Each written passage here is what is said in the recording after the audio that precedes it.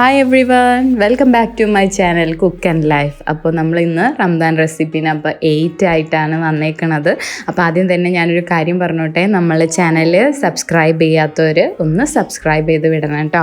പിന്നെ അപ്പോൾ നമുക്ക് ഇന്നത്തെ റെസിപ്പി ആയിട്ടുള്ള ഒരു അടിപൊളി ലെയേർഡ് ഇറച്ചി പത്തിരി, അതും സ്റ്റീംഡ് ആയിട്ടുള്ളത് എങ്ങനെയാണ് ഉണ്ടാക്കാമെന്നാണ് ഞാൻ കാണിക്കാൻ പോണത്. എല്ലാവരും ട്രൈ ചെയ്ത് നോക്കുക, അടിപൊളിയാണ്. അപ്പോൾ നമുക്ക് നോക്കാം. നമുക്ക് ഇറച്ചി പത്തിരിയുടെ മസാല ഉണ്ടാക്കാൻ എന്തൊക്കെ ഇൻഗ്രീഡിയൻസ് ആണ് വേണ്ടതെന്ന് നോക്കാം. അപ്പം ഞാനിവിടെ ഒരു 2 മീഡിയം സൈസിലുള്ള സവാള എടുത്ത് ചെറുതാക്കി അരിഞ്ഞു വെച്ചിട്ടുണ്ട്. പിന്നെ അതുപോലെ നമുക്ക് ginger garlic paste 1 table spoon വേണം. ഒരു 4 ഗ്രീൻ ചില്ലി ചെറുതാക്കി അരിഞ്ഞു വെച്ചിട്ടുണ്ട്. ഞാനിവിടെ കൊറിയാൻഡർ ലീവ്സ് കുറച്ച് അധികം എടുത്തിട്ടുണ്ട്, കാരണം ഇറച്ചി പത്തിരിയിൽ നല്ലൊരു ഫ്ലേവർ വരണമെന്നുണ്ടെങ്കിൽ നമുക്ക് കൊറിയാൻഡർ ലീവ്സ് ഞാനൊരു പിടി എടുത്തു വെച്ചിട്ടുണ്ട്. പിന്നെ 1 ടീസ്പൂൺ ഗരം മസാല, 1 ടീസ്പൂൺ കുരുമുളക് പൊടി, 1 ടീസ്പൂൺ മഞ്ഞൾപ്പൊടിയാണ് നമുക്കിവിടെ വേണ്ടത്. പിന്നെ നമുക്ക് ആവശ്യത്തിന് ഉപ്പും വേണം.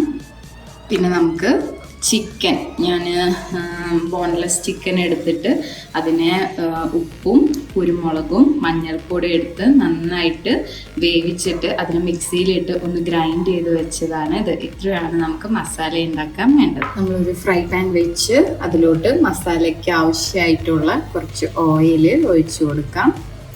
ഞാനിവിടെ ഒരു 3 ടേബിൾ സ്പൂൺ ഓയിൽ ഒഴിച്ച് കൊടുക്കുന്നുണ്ട്.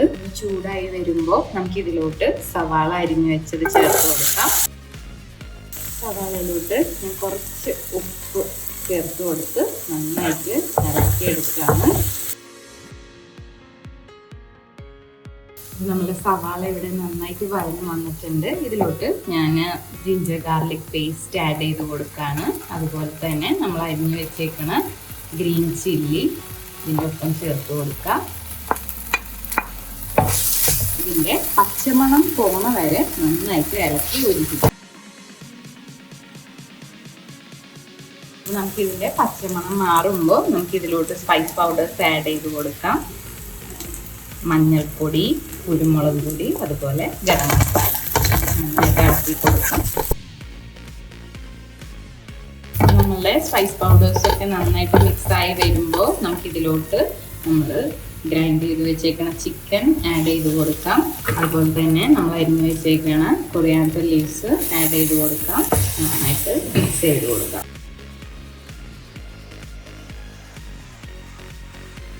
ഇനി നമുക്ക് ആവശ്യത്തിന് ഉപ്പ് ചേർത്ത് കൊടുക്കാം. 5 മിനിറ്റോളം നന്നായിട്ട് ഇതിൽ നിന്ന് മിക്സ് ചെയ്തെടുക്കാം. നമ്മുടെ മസാല ഇവിടെ റെഡി ആയേക്കാണ്. നമുക്കിതിനെ ഒന്ന് ഫ്ലെയിം ഓഫ് ചെയ്തിട്ട് ചൂടാറാനായിട്ട് ഒരു 5 മിനിറ്റ് വെയിറ്റ് ചെയ്യാം. അപ്പോൾ നമുക്ക് ഇറച്ചി പത്തിരിക്ക് വേണ്ട മാവ് എങ്ങനെയാണ് തയ്യാറാക്കാമെന്നാണ് ഇനി ഞാൻ കാണിക്കാൻ പോകുന്നത്. അപ്പോൾ അതിന് വേണ്ടിയിട്ട് ഞാനിവിടെ ഒരു 1/4 കപ്പ് പച്ചരി, 1/4 കപ്പ് നമ്മൾ നെയ്ച്ചോറിൻ്റെ ജീരകശാല അരി എടുത്തിട്ടുണ്ട്. പിന്നെ ഒരു 3 ടേബിൾ സ്പൂൺ നമ്മളുടെ ചോറ് വെക്കണ സാദാ ജയ അരി ഞാനിതിലിട്ടിട്ട് ഒരുമിച്ചിട്ടിട്ട് ഒരു 5 മണിക്കൂർ വെള്ളത്തിൽ കുതിർത്ത് വെച്ചതാണ് നിങ്ങൾ ഈ കാണുന്നത്. ഇത് ഞാൻ എടുത്തു വെച്ചിട്ടുണ്ട്. ഇനി നമുക്ക് ഒരു 1/4 കപ്പ് തേങ്ങ വേണം, ഒരു 1/4 ടീസ്പൂൺ പെരിഞ്ജീരകം, ഒരു 5 കുഞ്ഞുള്ളി, പിന്നെ ഒരു ചെറിയ കഷ്ണം കറുവപ്പട്ട, പിന്നെ കരയാമ്പൂ ഒരു 2 എണ്ണം എടുത്തു വയ്ക്കാം. പിന്നെ നമുക്ക് ഈ ഒരു മാവ് അടിച്ചെടുക്കാനായിട്ട് ആവശ്യത്തിനുള്ള വെള്ളം അത് നമുക്ക് ചെറുതായിട്ട് ആഡ് ചെയ്ത് നമുക്ക് എത്രത്തോളം വേണം എന്നുള്ളത് നോക്കാം. ഞാനിപ്പോൾ ആദ്യം ഒരു 1/2 കപ്പ് ആഡ് ചെയ്ത് കൊടുക്കുകയാണ്. എന്നിട്ട് ആവശ്യാനുസരണം ഞാൻ വെള്ളത്തിൻ്റെ അളവ് കൂട്ടും. ഞാനിവിടെ ഒരു മിക്സി എടുത്തിട്ട് നമ്മളുടെ ഈ ഒരു പച്ചരിയും അതുപോലെ നെയ്ച്ചോറിൻ്റെ അരിയും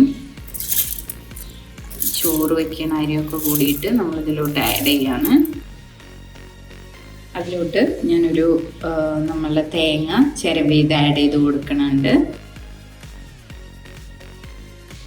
ജീരകം, ഉള്ളി, കറുവപ്പട്ട, ഗ്രാമ്പൂ എല്ലാം കൂടി ആഡ് ചെയ്ത് നമ്മളൊരു 1/2 കപ്പ് വെള്ളം ഇതിലോട്ട് ചേർത്ത് കൊടുക്കുകയാണ്.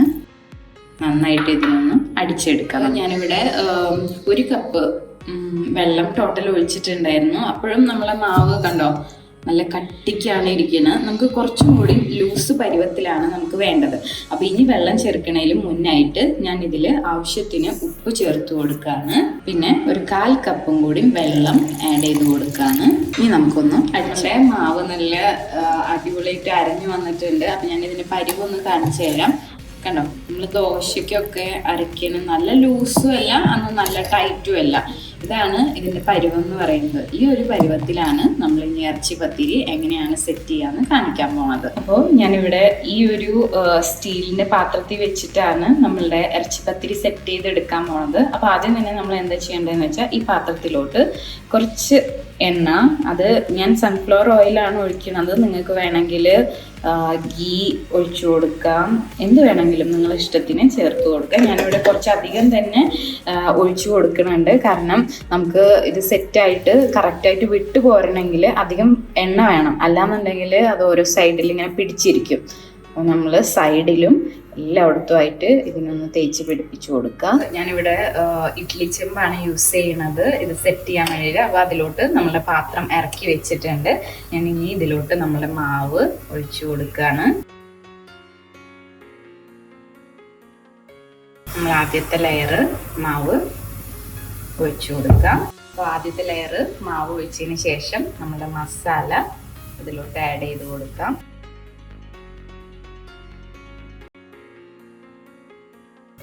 ഞാൻ നല്ല കട്ടിക്ക് തന്നെ മസാല ഇട്ട് കൊടുക്കുന്നുണ്ട്. അല്ലെങ്കിൽ നമ്മളിവിടെ മാവ് തന്നെ കൂടുതലായി കഴിഞ്ഞാൽ അധികം ആർക്കും ഇഷ്ടമില്ല. അപ്പം ഞാൻ അധികം മസാല ഇട്ടിട്ടാണ് ഇവിടെ ചെയ്തെടുക്കുന്നത്.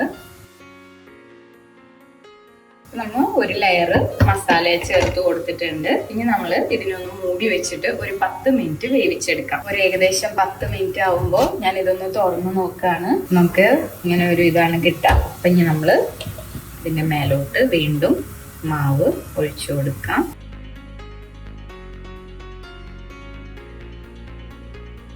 നമുക്ക് ഒരു ലെയറും കൂടി ചിക്കൻ ഇട്ട് കൊടുക്കാം.